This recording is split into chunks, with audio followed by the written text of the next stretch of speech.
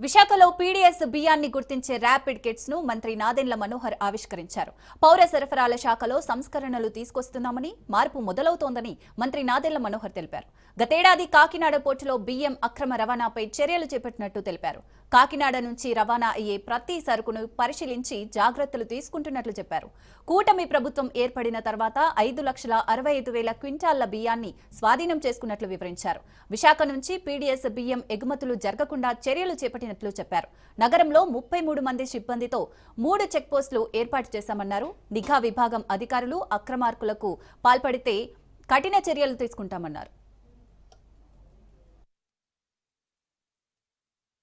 ప్రభుత్వం ఏర్పడిన తర్వాత గతంలో ఒక పాతుపోయిన వ్యవస్థ ఏదైతే కేంద్ర ప్రభుత్వం రాష్ట్ర ప్రభుత్వం సంయుక్తంగా దాదాపు 4,42,00,000 మంది ప్రజానికానికి ప్రతి నెల మేము అందించే పీడీఎస్ సరుకులు ఆ ప్రక్రియలో భాగంగా నాణ్యత లోపం కావచ్చు లేదా ఒక వ్యూహంతో పక్కదారి పట్టించాలని చాలా లోతుగా వాళ్ళు చేసిన ప్రయత్నాలు వీటన్నిటిని అధ్యయనం చేసుకుని ఎప్పటికప్పుడు మా సివిల్ సప్లైస్ డిపార్ట్మెంట్ నుంచి అదేవిధంగా మాకున్న వెసులుబాటు చట్ట రూపంలో కానివ్వండి అధికార యంత్రాంగం కానివ్వండి కూటమి ప్రభుత్వం ఏర్పడినాక ఇప్పుడు వరకు 14 నెలల్లో 5,65,000 క్వింటాళ్ళు బియ్యం స్వాధీనం చేసుకున్నాం.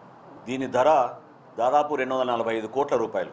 ఇది గత ప్రభుత్వంతో పోలిస్తే 5 సంవత్సరాల్లో కూడా వాళ్ళు ఈ విధమైన చర్యలు తీసుకోలేదు. 5 సంవత్సరాల్లో మొత్తం వాళ్ళు చేసింది 5,30,000 క్వింటాలు. సో 100% ఆ మార్పు తీసుకొచ్చే విధంగా ప్రజలు కూడా దీన్ని అర్థం చేసుకునే విధంగా మేము రైతాంగం దగ్గర నుంచి సేకరిస్తున్న ధాన్యాన్ని మంచి క్వాలిటీ సరఫరా చేసేటట్టు మా వంతు మేము ప్రతిరోజు కృషి చేస్తూనే ఉన్నాం. మిల్లలతో కూర్చుంటున్నాం.